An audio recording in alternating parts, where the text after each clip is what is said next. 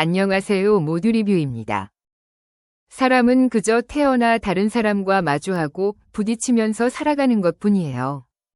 그 과정은 끊임없이 반복되는 것이고 벗어날 수 없어요. 다양한 사람들과의 소통을 통해 자신만의 가치관이나 취향 등을 세우거나 만들고 수정하며 끊임없이 나를 만들고 수정하는 것이 삶이라 할 수 있어요. 자기가 가진 색과 추후에 얻은 색이 어우러져 자신만의 색을 가지게 되는 것이에요. 영수도 영수만의 색이 있었어요. 영수는 노래를 열심히 불러 멋쟁이의 나라 이탈리아에서 프로페셔널하게 노래도 부르고 마초남처럼 오토바이도 타고 담배도 피고 멋진 문신도 했어요. 세상이 자기 뜻대로 굴러가지 않는다는 건 감히 불변의 진리 중 하나라 할 수 있을 것이에요. 전염병이 퍼지자 어쩔 수 없이 한국으로 돌아온 영수는 엎친 데 덮친 격으로 교통사고를 당했어요. 아마 이 시기에 많은 사람들이 변했겠지만 특히 예체능인들 중 민감하게 삶의 변화를 맞은 사람이 더욱 많았을 것이에요. 병상에 누워있던 영수는 노래로만 먹고 살기엔 쉽지 않겠구나 싶었어요.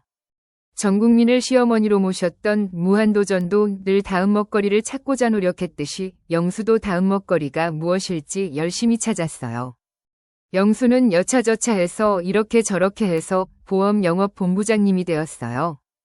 이제 영수는 억대 연봉을 벌면서 억대 월급을 꿈꿀 수 있었고 사랑하는 여자에게 비싼 거 사주며 이 정도쯤이야 하면서 거드름 피울 수 있게 됐어요. 거기다 월 3천 정도는 차곡차곡 저금하는 준비된 남자라는 것도 함께 자랑할 수 있었어요. 사람이 가지고 태어난 것과 세상에서 선택한 것이 잘 조화된 사람은 주변에서 자연스럽고 멋있다고 말해요.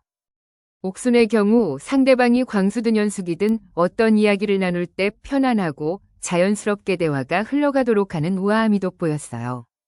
그것은 쉽지 않은 일이기에 대부분 사람들이 부조화를 이루고 모순적이라 할 수 있을 것이에요. 자신이 어떠한 사람임이 드러나는 순간은 다양해요.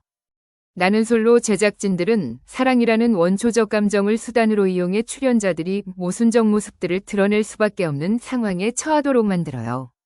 모순적인 모습은 한계가 아니기에 남 PD는 다양한 방식으로 출연자의 여러 모습이 드러나도록 했어요. 영수는 그런 면이 많았기에 남 PD가 좋아할 만했어요. 20곡 정도는 쉬지 않고 한 번에 부를 줄 아는 영수가 보험 영업왕이 될 수 있었던 것은 그 직업이 가진 성격과 영수가 가진 성격이 어느 정도 잘 맞았다고 볼 수 있어요. 영수는 타인을 처음 만날 때 다른 사람보다 수월하고 친근하게 대하는 성격이라 할 수 있어요. 그것이 깊든 얕든 진실하든 가식이든 영업에서는 강점이 되는 요소라 할 수 있을 것이에요. 영수가 출연자들을 위해 식사를 준비하고 저혈당으로 쓰러진 영철을 닭요리로 보양하고 영자를 위해 야외 주막을 차려 한정식 한 상 뚝딱 내놓을 때 자연스러워 보였어요. 중매쟁이라고 본인이 말했듯 아줌마 아니 25기 데모 같은 모습이 영식이 영식다울 수 있는 모습이라고 할 수 있어요. 하지만 영수는 그런 모습이 마음에 들지 않았는지 자꾸 어울리지 않는 짓들을 하고 다녔어요.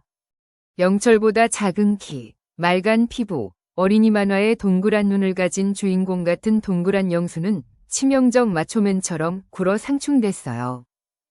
결혼식장에서도 보기 힘든 3피스 수트 차림에 뉴스보이를 걸친 영수의 모습은 피키 블라인더스의 멋쟁이 반항아 같다기보단 영국 구두닦이 소년 같았어요.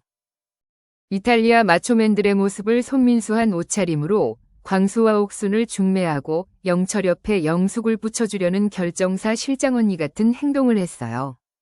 중학교 남학생처럼 남자 출연자들 앞에선 상스러운 빗속어를 하찮게 남발의 영업이라는 거친 세계에서 본부장으로 우뚝 선 뚝심을 보여줬어요.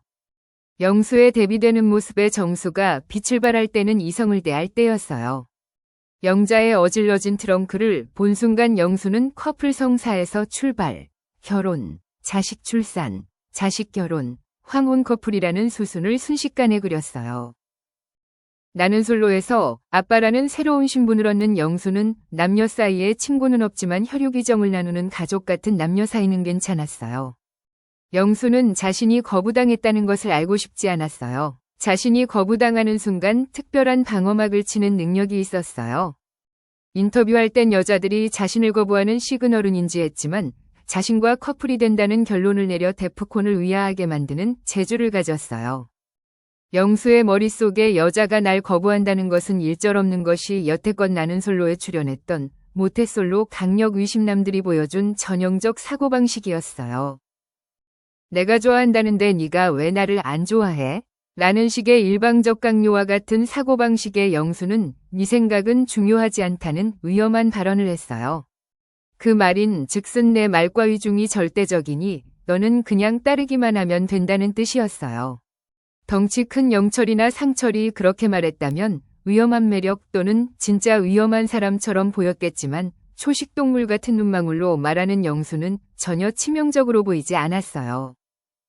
광수 보는 재미 만들려고 제작진은 자꾸 남자들에게 데이트 선택권을 줬어요. 제작진이 속내를 모르는 영수는 머리와 가슴을 차지한 여자들이 자기를 두고 싸워 고민이 많았어요. 영자랑 현숙이 서로 네가 가지라고 싸우는 줄도 모르고 영수는 선택한 한쪽이 슬퍼할 생각에 웃음이 났어요. 전국 구제패를 목표로 야심차게 솔로 나라에 들어온 영자는 영수를 아빠라고 부른 바람에 시간이 갈수록 시름시름 앓고 얼굴에 그늘이 졌어요. 180 이상인 남자랑 말을 섞고 싶었던 현숙은 랜덤 데이트하는 동안 영수 얼굴은 안 보고 창밖만 보며 한숨만 쉬었어요. 영수는 무의식에 흐르는 불안감을 의식하고 싶지 않았지만 점점 강렬해졌어요. 이렇게 가다간 영자든 연숙이든 놓칠 것 같은 기정사실을 자꾸 외면했지만 최종 선택이 코앞이라 더 이상 무시할 순 없었어요.